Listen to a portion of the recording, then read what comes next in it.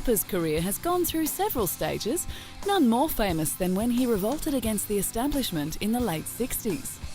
He went from a teen actor in Rebel Without a Cause to a rebelliously rogue filmmaker, and from a drug casualty to a character actor. Each step was intense. Undisputed is his cinematic legacy, summed in one word: anti-establishment. To find out how he came up with one of the greatest independent films ever made, it's necessary to look back at the beginning of his amazing career.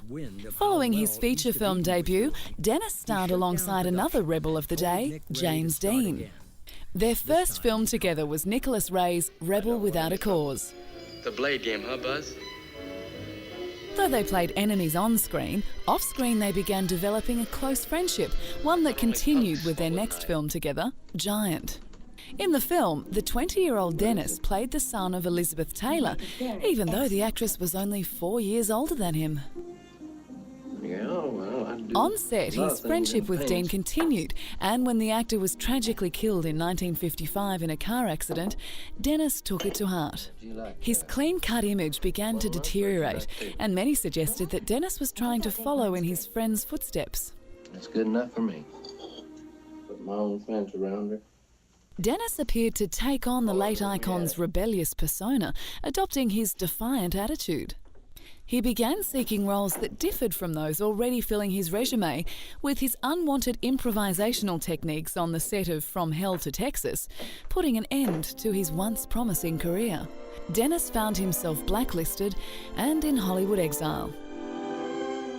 Unlike his co-star Dean, Dennis's temperament made him a risk that no studio was willing to take, and for 10 years he was lucky to get work in B-movies. A turning point came with the help of Peter Fonda in the form of their 1969 road movie, Easy Rider. The film, Dennis's directorial debut, became one of the most successful independent releases ever.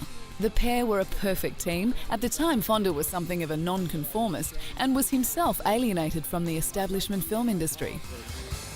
The film changed the industry overnight, but Dennis's serious substance abuse of both legal and illegal drugs began a downward spiral.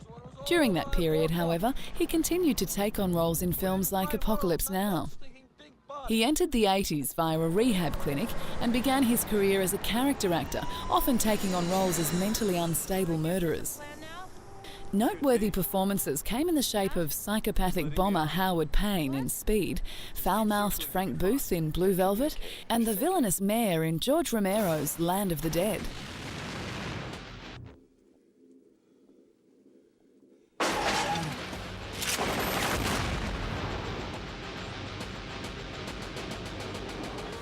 Romero's own anti-establishment overtures were reminiscent of Dennis's Easy Rider. Am I a fan of George Romero? Yes. You know, Night of the Living Dead is a very important film from the 60s. And at the same time that I made Easy Rider. This is his 4th zombie movie. And yeah, it was a good walk in the park. It's hard to believe that this unconventional actor once defined a generation by placing on screen what the film industry had ignored. Easy Rider forced studios to finally recognise the youth market. The industry has changed since his Rebel Without a Cause days, and Dennis can proudly say that he had something to do with it. Can I take this for a ride? I don't think it's a good idea. I'm Dennis Hopper. I can handle this. Dennis, don't do it! Hey, I was an Easy Rider. No, you don't understand. I can handle this. It's been over 30 years since Rebel Dennis Hopper's directorial debut.